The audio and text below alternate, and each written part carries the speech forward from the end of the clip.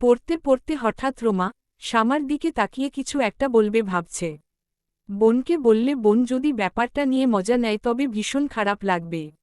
আজ বড় ভাইয়াও বাড়িতে নেই, নতুবা ভাইয়াকে গিয়ে বলতো। রোমা শামা দু বোনের কাছে আশ্রয়স্থল বড় ভাইয়া। যমজ দুটো ছোটবেলা থেকে জাবিরের নেওটা।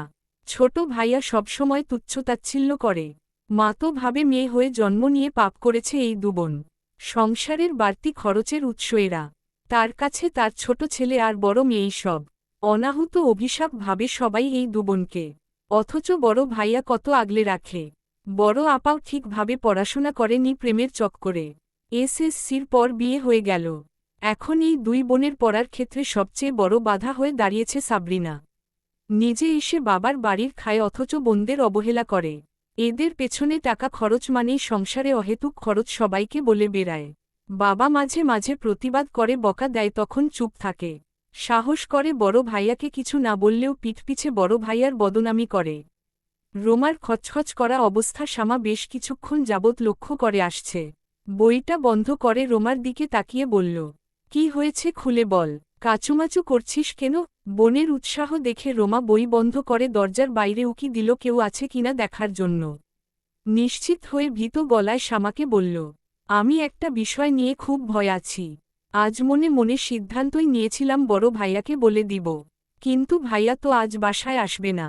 এই বোনটা এত নাটক করে কথা বলে, এর মতো হাদারাম আর নেই। এত অবুঝ কেউ এই যুগে হয়। দু বোন দু রকম চরিত্রের। রোমা যতটা শান্ত প্রকৃতির, শামা ততটাই ডানপিটে।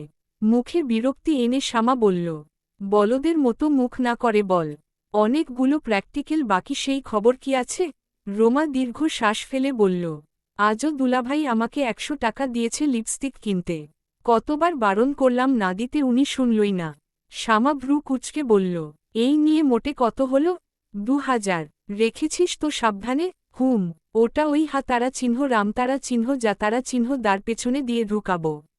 অপেক্ষা কর, পরীক্ষাটা হতে দেয়। শুন না, ভাইয়াকে বলে দিই। শামা বোনের মাথায় জোরে গাঁটটা মেয়ে তারা চিহ্ন রে বলল, কতটা মাথামোটা রে তুই রোমা। ভাইয়ার জীবনে এমনিতেই কষ্টের শেষ নেই, এই সামান্য ব্যাপারে তাকে না জোরালে চলে না।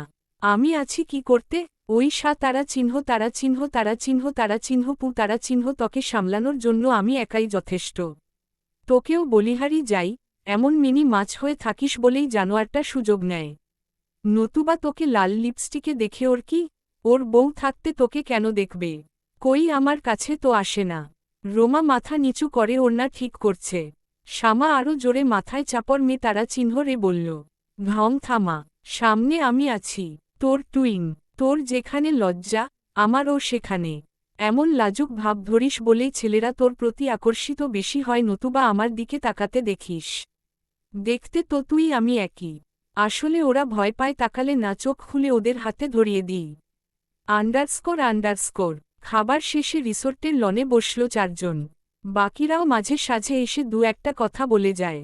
নিজেদের মাঝে আলোচনায় মনে পড়ল বিশ্ববিদ্যালয় জীবনে দুষ্টু মিষ্টি তিক্ত সব অনুভূতি। বসন্তের মৃদু মন্দ বাতাস বইছে। জাবির দীর্ঘ করে শ্বাস নিল। রিসোর্টের চারপাশে পাতা উঠছে। শুকনো পাতার মর্মর ধ্বনি যখন কানে ঝংকার তুলছে, পরিবেশটা মোহনীয় হয়ে উঠেছে। প্রোগ্রাম শুরু হবে 8টার পর। রিসোর্ট প্রাঙ্গণ সাজানোর কাজ চলছে। লনের আরাম কেদারায় বসে বন্ধুদের সাথে গল্প করতে করতে ঘুমিয়ে পড়েছে জাবির। চেহারায় মলিনতা ভাব, বড্ড ক্লান্ত। মেহেদি বন্ধুর ঘুমন্ত চেহারায় তাকিয়ে বাকিদের বলল, খেয়াল করেছিস তাইফ, কি জাবির কি হয়ে গেল? ছেলেটা জীবনটাকে একেবারে এলোমেলো করে ফেলল। তাইফের দীর্ঘশ্বাস বলে দিচ্ছে বন্ধুর জন্য হাহাকার। শাকিল আনমনে বলল, আমি এর জন্য ওর মা, বোন আর রঞ্জনা গোমজকে দায়ী করব। মেয়েরা ঠিক কতটা স্বার্থপর, হয়তো পরিস্থিতি আমাদের না চেনালে আজও ভুলে ভরা ভাবনায় থেকে যেতাম। তাইফ হালকা ধমকে বলল, বাকি যাই উঠাস ওই মেয়ের কথা উঠাবি না। জাবির কিছু বলবে না কিন্তু কষ্ট পাবে। এমনিতেই রাতে এলে যে কি হবে তাই ভাবছি। নিজেদের মাঝে টুকটাক আলোচনা শেষে সকলে উঠে গেল। এর মাঝে ততক্ষণে জাবিরের ঘুম ছুটে গেল। সবাই বলছে রুমে গিয়ে বিশ্রাম নিতে। না করেনি, শরীরে জ্বর জ্বর ভাবটা কমেনি। রিসোর্ট এরিয়া জমজমাট, নাচ গান শুরু হয়েছে। অনেক বন্ধুরা পরিবার নিয়ে এসেছে। তাইফের স্ত্রী শারমিন বিকেলে এসেছে। জাবিরকে দেখে এগিয়ে এসে সালাম জানালো। জাবির হেসে সালামের উত্তর দিয়ে বলল, কেমন আছিস ছোট? সিনিয়র ভাইগুলোর মাঝে তাইফের বউ ছিল সবার আদরের। ভাইরা সব সময় যত্নে রেখেছিল। বিয়েটা খুব অল্প বয়সে হওয়াতে তাইফ নিজের ক্যাম্পাসে ভর্তি করিয়ে পাশেই রেখেছিল। অনেক দিন পরেই ভাইটাকে দেখে খুশি লাগছে। 6 মাস চলছে, গর্ভাবস্থায় এই প্রথম বের হল। এই প্রোগ্রাম মিস দিতে চায়নি। এর মাঝে সব ভাইদের একসাথে পাচ্ছে। জাবিরের প্রশ্নের জবাবে হেসে উত্তর দিল, ভালো আছি ভাই। আপনি ভালো আছেন তো? আমার আবার কি, চলছে দিন। পুচকু কেমন আছে? যত্ন নিচ্ছিস তো? তাইফ মুখ ভেঙচি দিয়ে বলল, আমার পুচকু আসলে নিজেরটাকে আনার ব্যবস্থা কর, একটা বিয়ে কর। জাবির বিরক্ত হয়ে বলল, ছোট তোর বর আমার মা তারা চিহ্ন রখাবে। চুপ থাকতে বল ওকে। মেহেদি, শাকিলদের বউরাও এসে বসেছে। সবার এক কথা, একটা বিয়ে করা দরকার। জাবির হেসে উত্তর দিল, বিয়ে করব একটা শর্তে। এতটুকু শুনেই বন্ধু ও তাদের পত্নীদের মাঝে আনন্দের কোলাহল লেগে গেল। তাদের জন্য অবিশ্বাস্য ব্যাপার, জাবির বিয়ে করবে বলেছে। সকলে মনোযোগী হয়ে শুনতে চাইল শর্তসমূহ। জাবির হেসে বলল, প্রথম শর্ত মেয়ে হতে হবে বেহা, দ্বিতীয়ত তর্কবাজ এবং সর্বশেষ ডানপিটে। শারমিনের হাতে ছিল নাস্তার প্লেট। হাত থেকে যেন না পড়ে যায় সাবধানে টেবিলের উপর রেখে ঢগমগ করে তাকাল। তাইফ, মেহেদি এখনও ঘোরের মধ্যে আছে। শাকিল মুখ দিয়ে একটা বাংলা গালি বের করে বলল, উইটা বাদ রাখছস মা? তারা চিহ্ন তারা চিহ্ন তারা চিহ্ন তারা চিহ্ন তারা চিহ্ন দ। অপশনে পল্লীর মায়াও রাখতি। মানে একটা সুস্থ মানুষ কিভাবে বিয়ে করার জন্য বউয়ের এমন চরিত্র খুঁজে? মেহেদি পত্নী পিয়া বলল, ভাইয়া আপনি মজা করেছেন তাই না? জাবির মাথা নেড়ে বলল, একদম না, আমি ঠিক আছি। তোমরা এমন মেয়ে খুঁজে পেলে সন্ধান দেবে, তবেই আমি বিয়ে করব। শাকিলের স্ত্রী লাবণ্য বলে উঠল, ভাইয়া আপনার মতো এত সচ্চরিত্রবান সৎ মানুষ কি করে এমন লাইফ পার্টনার চাচ্ছেন? এমন বজ্জাত মেয়ে কি করে সংসার করবে? জাবির মুচকি হাসি দিয়ে উঠে দাঁড়ায়। সবার সামনে থেকে আড়াল হল। বাকিদের হতাশায় রেখে চলে গেল। তাইফ ক্ষেপে বলল, ও একটা, ওর কি সমস্যা আছে রে? না মাথায় সমস্যা আছে ওর। কি আজব কি বলে এসব? Underscore underscore underscore. স্টেজে মৃদু সুরে সফটটোনে গান বাজছে। ঘাসের উপর খালি পায়ে হাঁটতে বেশ লাগছে। হাঁটতে হাঁটতে কৃত্রিম ফোয়ারার কাছে চলে এলো। এ পাশটা কিছুটা অন্ধকার। ফোয়ারার পাশে শান বাঁধানো টাইলসের বসার জায়গা। সেখানে বসে ফোয়ারার পানি ছুল। ঠান্ডা পানি হাতে লাগার সাথে সাথে ভেতর থেকেই মন প্রাণ জুড়িয়ে গেল। আশপাশে বাচ্চাদের ছুটোছুটি, বন্ধুদের বাচ্চা সবাই। যেহেতু ব্যাচ ডে, ব্যাচের সবাই আজ একসাথ হয়েছে আনন্দ করবে বলে। কয়েকটা গাড়ি গেট দিয়ে ঢুকছে। এখনও অনেকে আসছে। সারা রাত ব্যাপী প্রোগ্রাম। পকেটের ফোনটা কেঁপে উঠল। তাইফের কল। রিসিভ করল। কই তুই? একটু হাঁটছি। ভেতরে আয়। একটু পর আসি। রঞ্জনা এসেছে। চুপচাপ দুপাশ। খানিক বাদে জাবির জবাব দিল, আসছি। কাছাকাছি আসতেই দেখতে পেল সবাই গোল হয়ে বসে আড্ডা দিচ্ছে। জাবিরকে দেখে কয়েকজন বন্ধু জড়িয়ে ধরল। হাসিমুখে কথা বলছে। আকস্মাৎ চোখ গেল সামনে বসা রমণীতে। মুচকি মুচকি হাসছে। বয়সের ছাপ নেই বললেই চলে। চুলগুলো আগের মতো সোনালি। হাসতে হাসতে প্রশ্নের তীরটা জাবিরের দিকে ছুড়ল, ভালো আছো জাবির? সকলের সামনে অপ্রস্তুত হয়ে গেল জাবির। অস্বস্তি অনুভব করছে। ঢোক গিলে উত্তর দিল, আলহামদুলিল্লাহ। এতটুকুতেই চুপ। ফিরতি প্রশ্ন করেনি বললে ভুল হবে, করতে ভুলে গিয়েছে। পুনরায় রঞ্জনার প্রশ্ন, বেশ স্বাস্থ্য হয়েছে তো? দেখে ভালো লাগছে। তাইফ এবং মেহেদির মুখের দিকে তাকালো জাবির। মেহেদি প্রচণ্ড বিরক্ত নিয়ে বলে উঠল, তুই কি চাসো দেখতে খারাপ হোক? রঞ্জনা হো হো করে হেসে বলল, তা কেন চাইব? বিরহে তো শুকিয়ে কাঠ হওয়ার কথা। ও তো দেখি মোটা হয়ে স্মার্ট হয়েছে। বয়সটাও বেড়েছে। তবে এই বয়সটা চার্মিং এইজ। তখনই জাবির উত্তর করল, বয়স ধরে রাখার টেকনিক জানি না তাই মোটা হয়েছি। যেদিন জানব সেদিন না হয় কমিয়ে উপস্থাপন করব। হয়তো ধরি রাখিনি বলে ভালো আছি, নতুবা মানুষের চাহিদা পূরণ করতে করতে ক্লান্ত হয়ে যেতাম।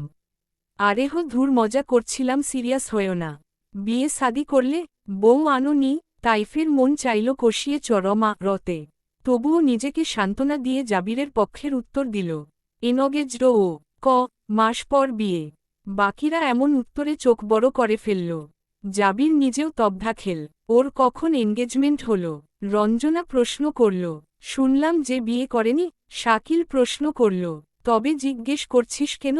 মানুষ জানতে চায় না, সেই হিসেবে আর কি। তাইফ বলল, তুই তো আছিস 1 মাস। দেখি ভাবির পরিবারকে রাজি করাতে পারি কিনা 1 মাসের মধ্যে। পরীক্ষা চলছে তাই বিয়েটা পিছিয়েছে। জাবির হা করে বন্ধুদের চাপাবাজি দেখছে আর ভাবছে এরা কারা। শাকিল তাল মিলিয়ে বলল, দোস্ত ভাবি মাশা আল্লাহ অনেক সুন্দর। চোখই ফেরাতে পারবি না। একদম বাঙালি ভাব। লম্বা চুল, টানা টানা চোখ, মিষ্টি হাসি, হাসলে টোল পড়ে। তোর তো 1 গালে পড়ে, ভাবির 2 গালে পড়ে। মেহেদি জাবিরের দিকে তাকিয়ে আছে। এদিকে জাবিরকে রঞ্জনা প্রশ্ন করল, সম্পর্কের বিয়ে নাকি? মেহেদি দাঁতগুলো দেখিয়ে জিভে কামড় দিয়ে বলল, না না, একদম এরেঞ্জ। মাথা খারাপ, সম্পর্ক করে বিয়ে করে ও কি খাল কেটে কুমির আনবে? রঞ্জনা খোঁচা বুঝেও না বুঝার ভান করল।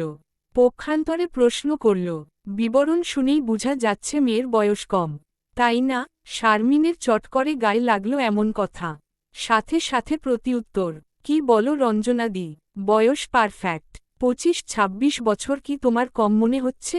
ওরা যেভাবে বলছে সেভাবে হুড়পড়ি লাগছে। যাক, জাবিরের একটা গতি হবে। ওর যা ছন্নছাড়া জীবন, ঘরে বউ টিকবে কিনা সন্দেহ। ওর বোনের যে মুখ, কথায় কথায় ঝগড়া লাগে। আর ভাইটা তো পুরো দস্তুর বকে গিয়েছে। একটা পরামর্শ দিই জাবির, বিয়ে করলেই যে সুখ পাবে তা না। সুখের নাগাল পেতে লাগবে টাকা। এই কথা চরম সত্যি। তুমি তো টাকার জন্য আলাদা বাসায় বিয়ার করতে পারছো না। মেয়েটাকে সুখে রাখতে পারবে কিনা ভেবে দেখবে। বলেছিলাম বাবার কোম্পানিতে আসো, শুনলে না। জাবির উঠে দাঁড়ায়, বেশ বিরক্ত নিয়ে বন্ধুদের দিকে তাকিয়ে বলে, আমার যা আছে আমি তাতেই সন্তুষ্ট। যদি আবেগের বসে সংসারে উটকো ঝামেলা নিয়ে আসতাম তবে এত দিন সুস্থভাবে বেঁচে থাকাটা মুশকিল হতো। এনিওয়ে, তোরা থাক, আমি সামনের দিকে গেলাম। কেউ কথা বাড়ায়নি, সকলে ছেড়ে দিল ওকে ওর মতো। তবে শারমিন, তাইফ খুব খুশি হয়েছে। জাবির যেভাবে উটকো ঝামেলা বলে রঞ্জনাকে সম্বোধন করল, ব্যাপারটা রঞ্জনার আত্মসম্মানে লেগেছে বলে ধারণা। সরাসরি কিছু বলতে পারছে না কারণ তর্ক বা ঝগড়ার বয়স পেরিয়েছে সেই কবে। টিনেজারদের মতো এত মানুষের সামনে ঝগড়া ক্লাসের সাথে আত্মেও যায় না। জাবির সামনে পা বাড়াল, বাধা দেয়নি কেউ, কথা বাড়িয়েও লাভ নেই। তার মুখের ভঙ্গি দেখেই বোঝা যাচ্ছে এসব আলোচনায় সে অসন্তোষ। জনসমাগম এড়িয়ে সেই ঝর্ণার ধারে এসে বসেছে। শাকিলদের মজার ছলে বলা কথাগুলো শুনতে বেশ লেগেছে। মনে মনে ভাবছে এমন একটা মেয়ে হলে বেশ হতো জীবনে। পরক্ষণেই ভেতর থেকে বেরিয়ে আসে চাপা নিঃশ্বাস। রঞ্জনার কথাই সত্যি, কে আসবে এমন ছন্নছাড়া জীবনে? বাসার যা পরিবেশ, কখনোই স্বাভাবিক মেয়ে থাকতে পারবে না। সে নিজেও চায় না কোনো মেয়ের জীবন ধ্বংস হোক। তাইফ এসে পাশে বসল। বেশ কিছুক্ষণ নীরব থাকার পর তাইফ প্রস্তাব উত্থাপন করল। মুখের উপর নাকচ করে দিল, চাইলেই তো সম্ভব হয়ে ওঠে না। বেসরকারি প্রতিষ্ঠানের চাকরি, ছুটি যেখানে বিলাসিতা। বছরে যে মাসটাতে ছুটি পায় সেই মাসে বাবাকে নিয়ে হাসপাতালে যেতে হয় রুটিনে চেক আপের জন্য। বাড়ির কাজে গ্রামে যেতে হয়। সব জটিলতা সে মাসের জন্য গুছিয়ে রাখে। আজকের দিনটা অসুস্থতার বাহানায় কাটালেও পরের দিনগুলো গতানুগতিক নিয়মে চালাতে হবে। সেখানে 3 বা 4 দিনের ছুটি অসম্ভব। শাকিল এবং মেহেদি এসে যোগ দিল আলোচনায়। তাইফ মাথা নাড়িয়ে বুঝাল সে জাবিরকে রাজি করাতে পারেনি। শাকিল মজার ছলে বলল, তুই যদি যাস, আমার অফিসের সুন্দরী বসের কসম আর জীবনেও বলমু না বিয়ের কথা তোরে। তাইফ আর মেহেদি বোকা বনে গেল। ঘোরাঘুরি থেকে বিয়েতে কি করে গেল? এজন্যই শাকিলকে কোনো গুরুত্বপূর্ণ আলোচনায় কথা বলতে দেয়া ঠিক নয়। মেহেদি ঝাড়ি দিয়ে বলল, থোবরা বদলাইয়া থুমু, কিয়ের ভিতরে কি লাগাস? ঘোরাঘুরি লগে বিয়ার কি সম্পর্ক? তোরে কথা কওয়ার সুযোগ দেউনটাই আমগো দুইটার ভুল থুককু অপরাধ হইছে। ছাগল কোনহানকার, সর। বকা খেয়ে গাল ফুলিয়ে একপাশে বসল। তৎক্ষণাৎ জাবির নিম্নষ্ঠ দাঁতে চেপে বলল, সম্ভাব্য তারিখ কত? তাইফ বলল, আগামী মাসের প্রথম সপ্তাহ। স্পট, পাহাড় অতটা ফেমাস না কিন্তু বেশ সুন্দর খগড়াছড়িতে। আমাদের উদ্দেশ্য ট্যুর কম, এক্সপ্লোর বেশি হবে। আচ্ছা, যাওয়ার আগে বলিস। ছুটি কয়েকদিন আগে নিতে হবে। 3 বন্ধু উল্লাসে চিৎকার দিয়ে বলে উঠল, যাবি? জাবির হাসছে। মেহেদি আচমকা গলা ছাড়ল। আমি রব না গৃহে। বন্ধু বিনে প্রাণ বাঁচে না। বন্ধু আমার চিকন কালা, নয়নে লাইগাছে ভালা, বিষম কালা ধাইলে ছাড়ে না। একসাথে তাল ধরল তাইফ এবং শাকিল। উঠে তিনজনই নাচছে।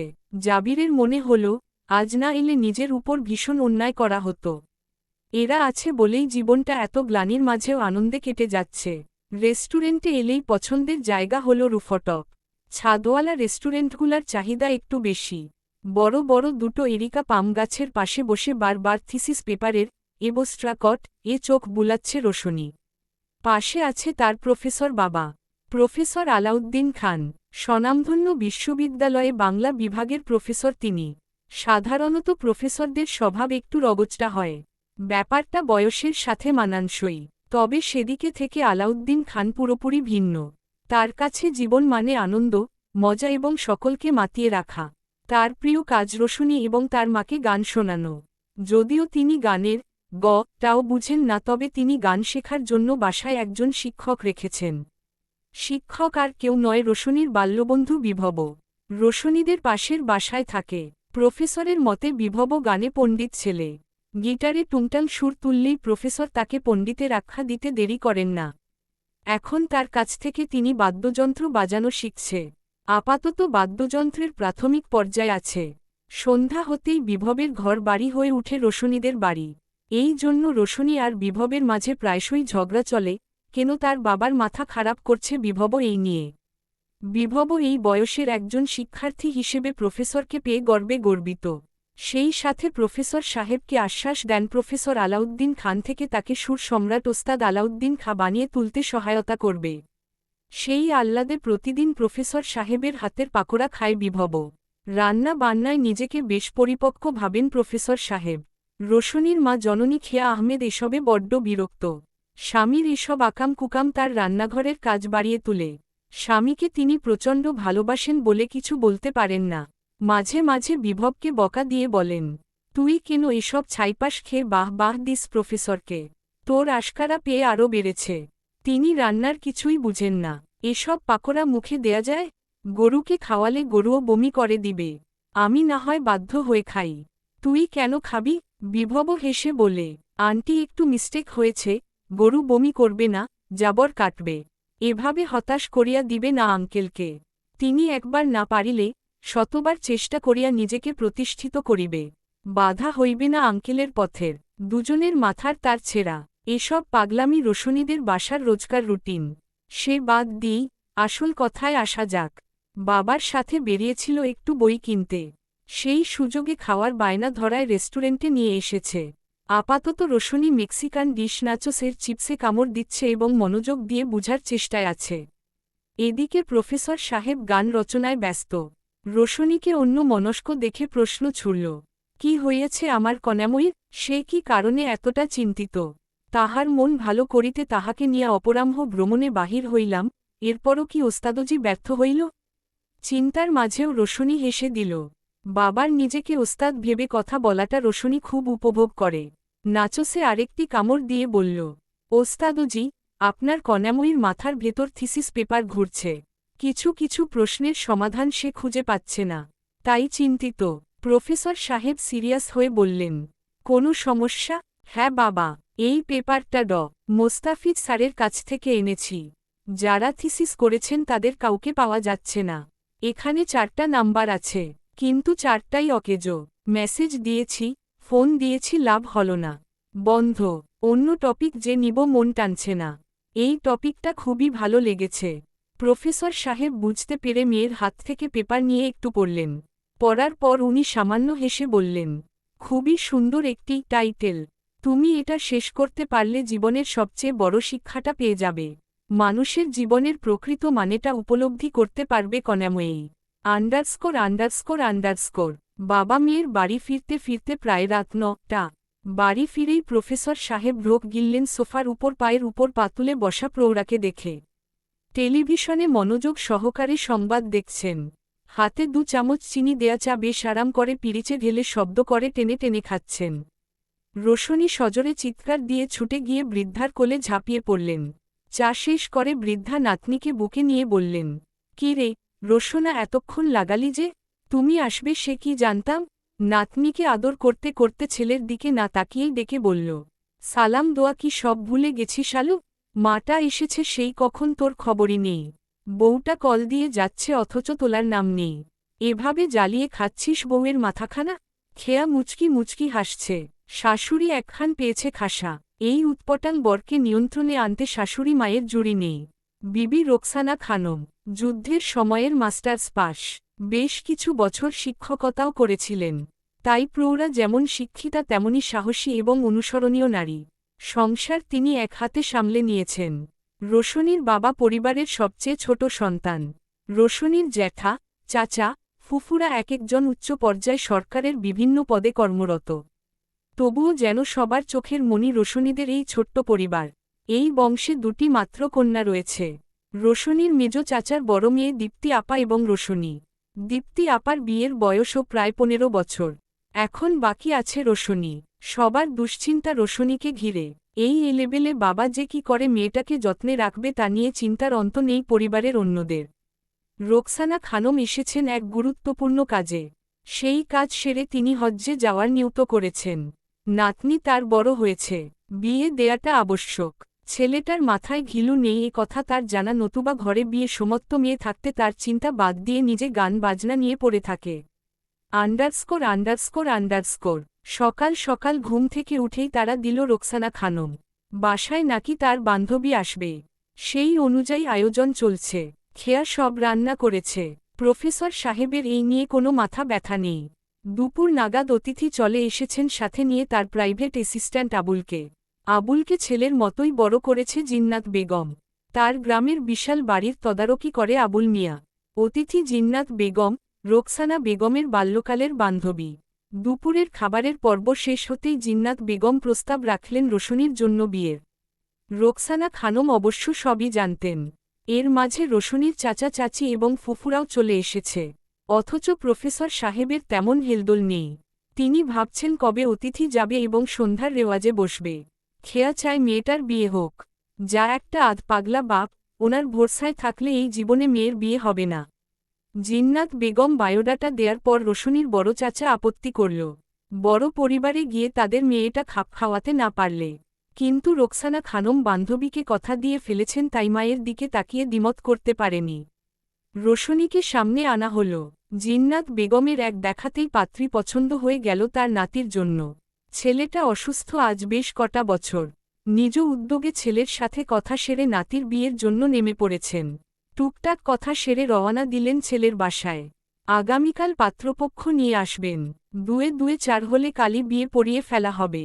বেশ বিরক্তি নিয়ে রোশনি দাদি এবং মায়ের সামনে বসে আছে। বললেই কি বিয়ে হয়ে যায় নাকি? বিয়ে কি ছেলে খেলা? দেখা নেই, কথা নেই, জানা নেই এমন একটা ছেলেকে বিয়ে করবে। বাবার দিকে তাকাতেই দেখতে পেল ভদ্রলোকের বেশ মন খারাপ, তার কারণ সে আজ অতিথিদের চক্করে রেওয়াজে বসতে পারেনি। এদিকে মেয়ের জীবন নিয়ে টানাটানি, অথচ তিনি আছেন রেওয়াজ নিয়ে। এক পর্যায়ে বাবার দিকে তাকিয়ে বলল, বাবা তোমার কি আমাকে নিয়ে চিন্তা হচ্ছে না?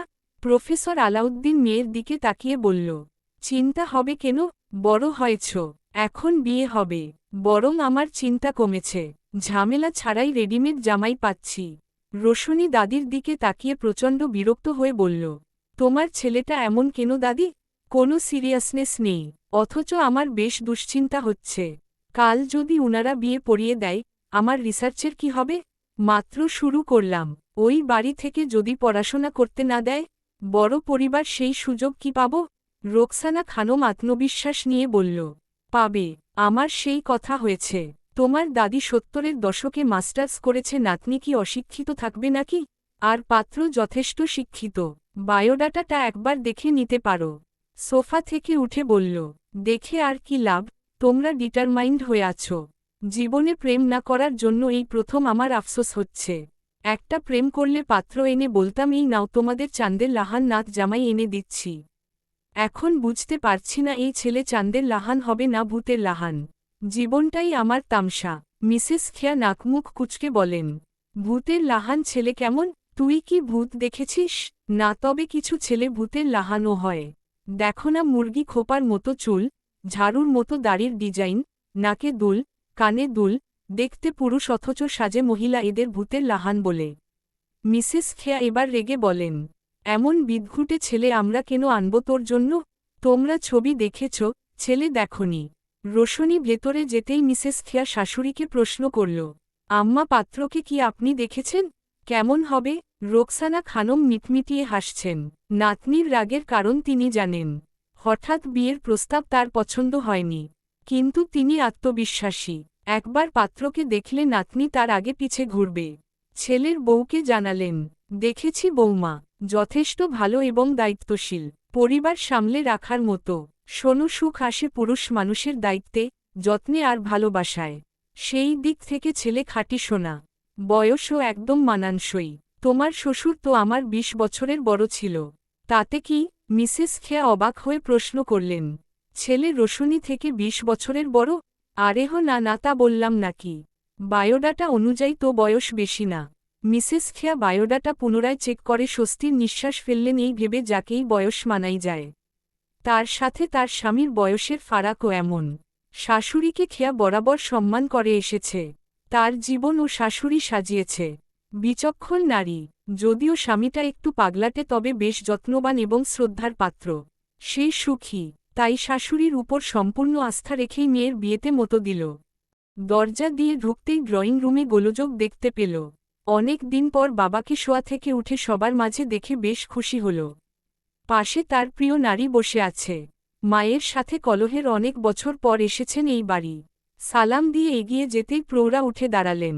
নাতিকে বুকে টেনে কেঁদে উঠলেন। এই নাতিটা তার আধারের আলো। যখন তাদের গ্রামে দুর্ভিক্ষ চলছিল তখনই জন্ম হয়েছিল নাতির। সেবার চারদিকে হাহাকার ছিল, কিন্তু নাতির জন্মের পর কিভাবে যেন সাহায্য আসতে শুরু হলো দেশের বিভিন্ন প্রান্ত থেকে। আল্লাহ তার ঘরে রহমত পাঠিয়েছেন বলে ধারণা জিন্নাত বেগমের। নাতিকে পাশে বসিয়ে বলল, ও ভাই, দাদির একটা আবদার ছিল, তার জন্য আসছি এত বছর পর। কি আবদার? দাদি তোমার বিয়া দেখে রতে চাই।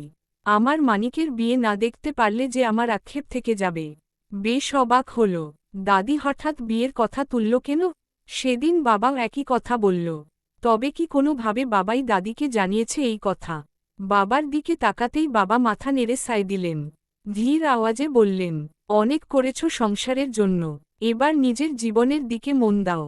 তখনই মিসেস রোজিনা এসে দাঁড়ালেন কথার মাঝে। মাঝখান থেকে ফোন কেটে বললেন, বলছিলাম কি, যেহেতু আশরাফ বিয়ে করতে চাইছে না মেয়েটা, আমরা জিহাদের জন্য ও তো দেখতে পারি। একই কথাই তো, এই বাড়িতেই আসবে। জাফর সাহেব স্ত্রীর দিকে তাকিয়ে বললেন, বাইরে থেকে ছেলেটা মাত্র এলো, মুখে তটু শব্দও করেনি। বিয়ে করবে না কখন বলল?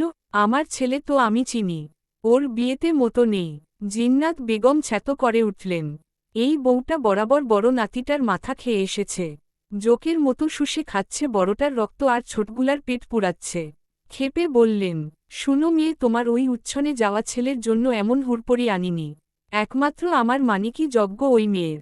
আর কত খাবে ছেলেটাকে? জাফর সাহেবও রেগে স্ত্রীকে ধমকে বললেন, বিচার বুদ্ধি কি লোপ পেয়েছে? বড়জনকে রেখে কি অর্থে আমি ওই লাফাঙ্গার সাথে এমন সোনার টুকরা মেয়ে বিয়ে দিব? রোকসানা খালাম্মার নাতনি যেন তেন মেয়ে নয়।